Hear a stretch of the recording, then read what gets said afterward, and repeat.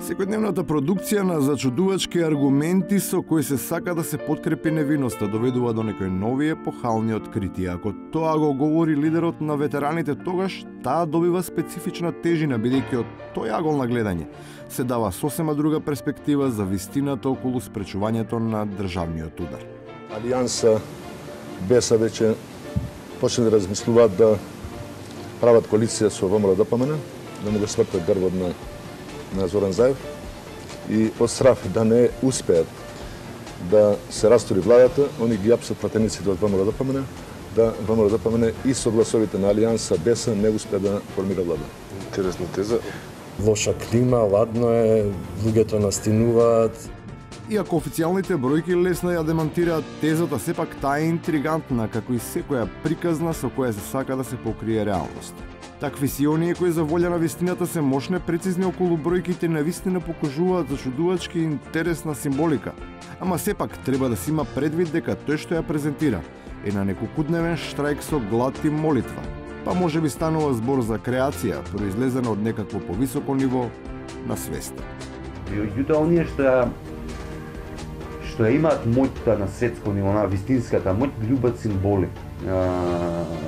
Не сум сигурен, меѓутоа, мислам дека 36 приведени за тероризам од 27 април се идентична бројка колку приведените за диво населје, уапсените и осудените за диво населје. Мислам дека се 36 и 36.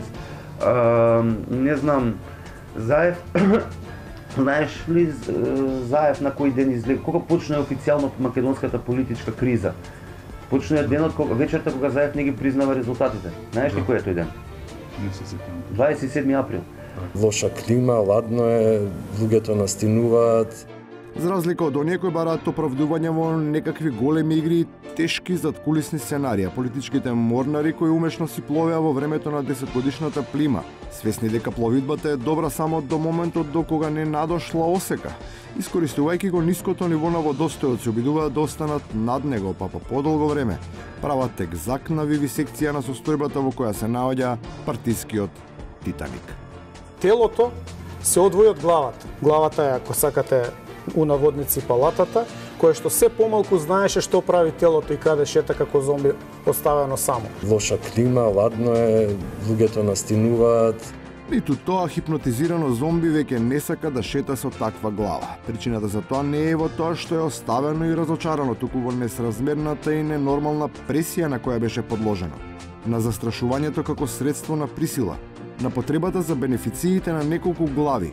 Тоа, телото, да биде користено како заложник. Реалната моќ на Никола Груевски ја гледаме сега. Каде се сега реките народ кои што течеа кон плоштад? Они користеа многу финти за да изгледа повеќе отколку што се.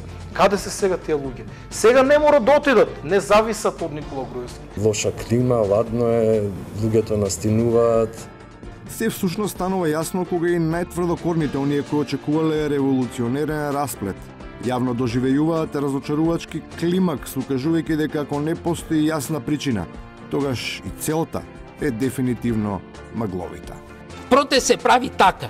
Имаш една цел. Не е тоа, нема да дозволиме. Имаш цел да кажеме да се ослободат затворениците. Тоа е цел. И тоа е веќе како ултиматум. Правиш протест, влегуваш во затвор, земаш ги, како тие во тоа, како ги ослободија во Украина сега тоа, Саакашвили и толку. А не, ние нема да дозволиме пуч и се прават на мајмуни. Тоа е мајмунска работа. Лоша клима, ладно е, луѓето настинуваат. И на крајот, дека не е се во дејството на алуминиумот. Другото е исто така момент на самата клима, нели, лоша клима, ладно е, луѓето настинуваат. Зимата и студот во оваа земја траат предолго.